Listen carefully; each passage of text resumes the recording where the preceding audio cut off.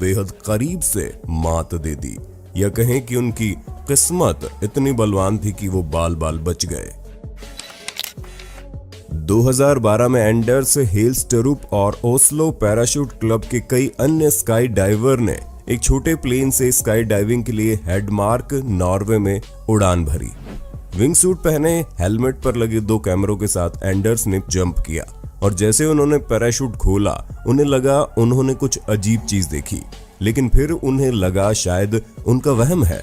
लेकिन लैंडिंग के तुरंत बाद उन्होंने रिकॉर्डिंग चेक की तो उन्हें जो दिखा वो देखकर सब चौंक गए, खासतौर पर साइंटिस्ट्स। फुटेज में दिखाई दिया कि एक बड़ा पत्थर उनसे कुछ मीटर की दूरी पर करीब 350 से 450 किलोमीटर प्रति घंटे की रफ्तार से गुजरा, जिससे वो न केवल बाल बाल बचे बल्कि नासा के साथ काम करने वाले डॉक्टर अमुंडसन के मुताबिक उन्होंने इतिहास की पहली ऐसी वीडियो क्लिप फिल्मा ली जिसमें किसी उल्का पिंड को डार्क फ्लाइट के दौरान कैमरे में कैद किया गया हो। डार्क फ्लाइट यानी जब उल्का पिंड हमारे एटमॉस्फेयर में घुसने के बाद घर्षण से जलना और रोशनी पैदा करना बंद कर ठंडा होते हुए सीधा नीचे गिरने लगता है। इसके बाद इसमें साइंटिस्ट्स ने भी रुचि दिखाई और उसे बहुत खोजा गया, लेकिन इतने बड़े एरिया में वो कहां गिरा इसका सही अंदाजा न होने के कारण वो मिल नहीं पाया।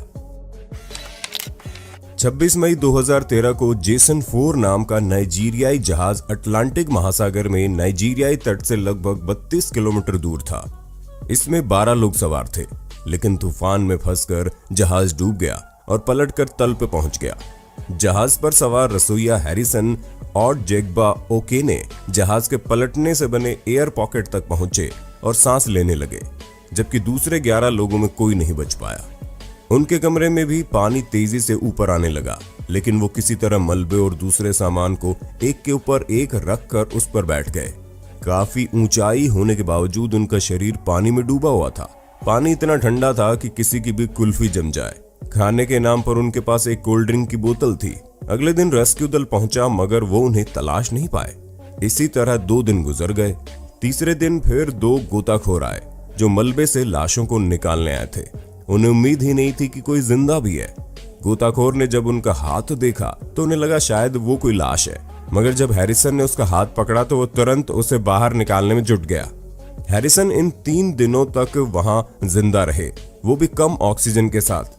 यही नहीं, इस बीच कार्बन डाइऑक्साइड की मात्रा वहां बढ़ गई थी और उनका शरीर भी जवाब देने लगा था।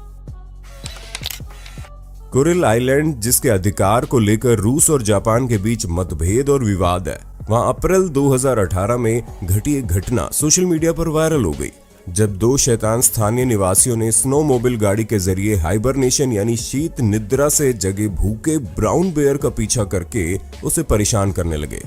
जब वो खाने की तलाश में जा रहा था, वो जहां भागने की कोशिश करता, वो उसके पीछे स्नोमोबिल से वहां पहुंच जाते।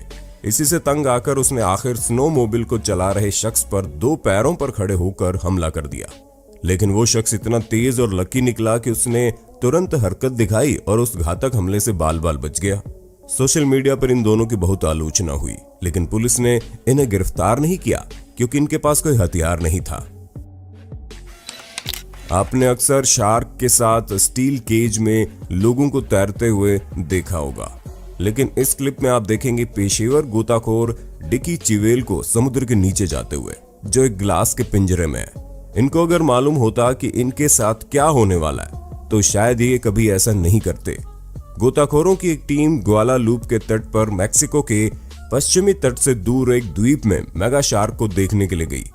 गोताखोर डिकी चेवेल काले सूट, फ्लिपर्स और स्नो कर्लिंग गियर पहनकर एक ग्लास के पिंजरे में पानी में नीचे गए ताकि शार्क इन्हें सील समझकर इनके पास आ सके। लेकिन पिंजरे का दरवाजा टूटते ही मुसीबत खड़ी हो जाती है।